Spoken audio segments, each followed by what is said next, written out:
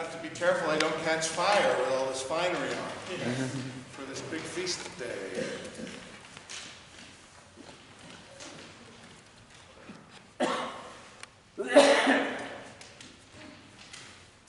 At the laying of the cornerstone of the church, I served as interim pastor recently in Wichita, Kansas. At the laying of the stone, which was a stone church replacing the brick church, replacing this kind of mud thatch hut they originally had, the rector of the time wrote this: "This church is not only for the white man, but for the red man and the black man too." In writing that in 1840s Kansas, he was saying truths that Christianity has proclaimed for some 2,000 years. He was right in the middle of that kind of spiritual tradition. The gospel story this morning tells us of the wise men, the experts in the astrology religion of Persia, who came from that land with gifts of gold, frankincense, and myrrh. Even they, says Matthew, even these guys, so far away, these guys see how important this child is. And they come with gifts of symbolic meaning: gold, truth, and eternity, for instance, frankincense, purifying, and myrrh, used to anoint dead bodies. If most of the Jews in the time of the New Testament chose not to believe in Jesus Christ as the Messiah, then Matthew says clearly that the smartest Gentiles figured it out: who's who and what's what. The Magi returned, of course, then to their country, knowing that Herod was a little duplicitous about all this. "Ooh, show us the king who's going to supplant me, and I'll go worship him too." So you and I have heard this all our lives, most probably. We've enacted it in pageants. I was an angel to start with and then graduated to Joseph. Destined for greatness. We've sung its songs, celebrated its feasts, preached its sermons, and taken to heart its message. The inclusion of the Gentiles, that is, non-Jews, in the oversight of and promises of the God of Israel, it just seems so inevitable to me now, probably most of us too. Well, of course, that's just the way it is. Haven't given it a second thought. Yes, yes, Jesus died for everyone. We're all included in this. Well, Epiphany, means manifesting. It means, in common parlance, coming out of the closet. It suggests that something obscure is now becoming evident. Something that was veiled is now unveiled. Something that was hidden is now unhidden. Ignorance is given way to knowledge, darkness to light, and opacity to clarity. But it wasn't inevitable that the church would include both Jews and Gentiles as equals at the beginning. It was a long, nasty, protracted family fight. The echoes of it are still in our scriptures. This was a fight within Jewish communities and sometimes even within families in which our New Testament writings were born. The scriptural witness that has survived doesn't see Gentile inclusion as a matter of fact, but rather as a miracle of cosmic proportions. Just think about that. The fact that you and I, non-Jews, are included in the church is considered a cosmic miracle. Says the writer of the book of Ephesians this morning, the inclusion of non-Jews was a mystery hidden for all ages. But this writer goes on, the mystery is now unveiled for all to see plainly. And then this writer makes a huge, astounding claim. The divine plan did not include the Gentiles as an afterthought, but rather as the overarching purpose and scheme of God from the very beginning.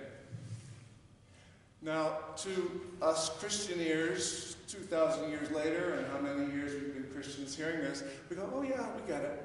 But can you imagine what this sounds like to Jewish ears of the time that didn't choose to believe that Jesus was the Messiah, and who thought the inclusion of the Gentiles in this whole thing was an attempt to appropriate and hijack their religion.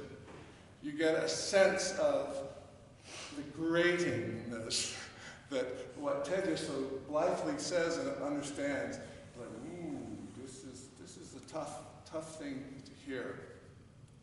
The essence of this cosmic mystery is this, and this is a mouthful to say, that non-Jews have a full share in the blessing of the God of Israel.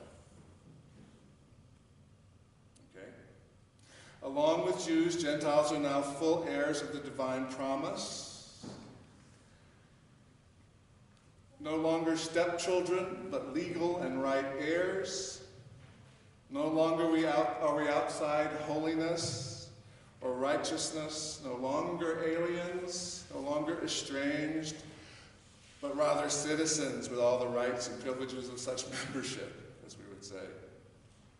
Therefore, the church has said, Jews and non-Jews alike can stand before God, not quaking and knocking our knees as interlopers or slackers or miserable messes, but with the boldness and confidence that comes from knowing who one is and to whom one is addressing oneself. These are all huge, huge statements. And for Jewish ears 2,000 years ago, and perhaps for some Jewish ears today, it's like, what? What? All the stuff I've just taken for granted all my life, to some people is what? And not only what, but wait a minute. Wait a minute. Pushback. So it is the Christian vision of God's plan that there has emerged this new humanity, if you will, a form of fellowship that knows no inequalities and no barriers. This has been the great vision of the church spoken on the Kansas plains in 1840, which in reality remains unfulfilled to this day.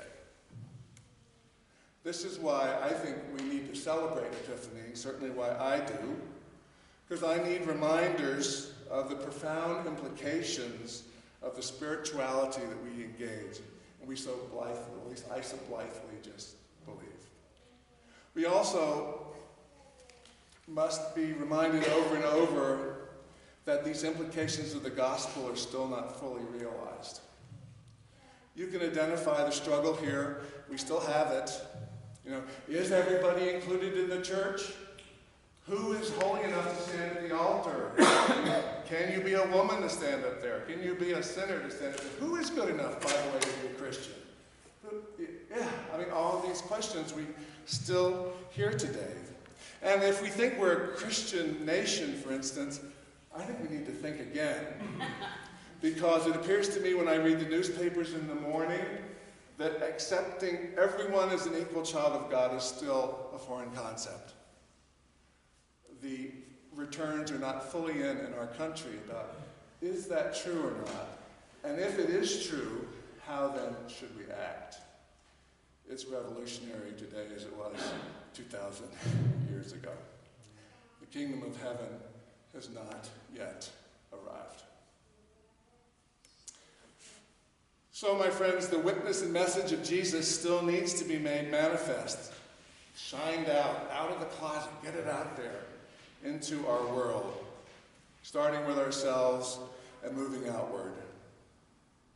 I would ask you this morning, not rhetorically, but ask you, what is it the church needs to get out there in our society today? What does the church offer, imperfectly, but what does the church offer to our society? What would you say?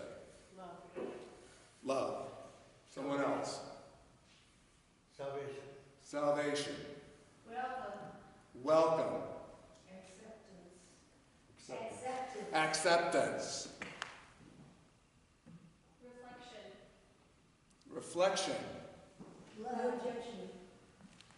I'm sorry? No judgment. No judgment. Love. Love again, yes. Opportunity to serve. Opportunity to serve. Inclusion. Fulfillment. Kindness. Growth. Growth.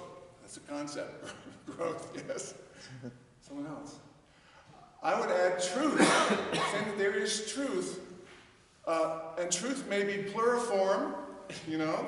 It's not my way or the highway is truth, but rather truth is here and we can approach it. I think that's a message the church has. Truth is there and we together can discern it.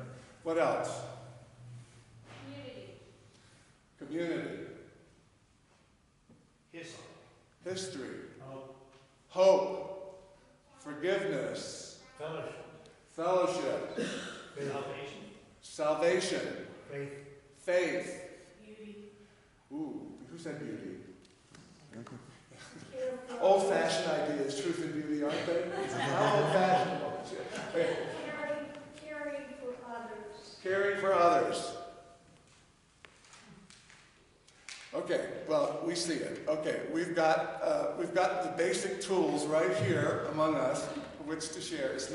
Doesn't have to be newfangled theology. It doesn't have to be articulate in the words of the Nicene Creed. It just has to come from your gut, like you've just done. What does the church have to offer your neighbors, your friends, this world? Hallelujah, my friends. We got it. Inside ourselves. Let's just share it.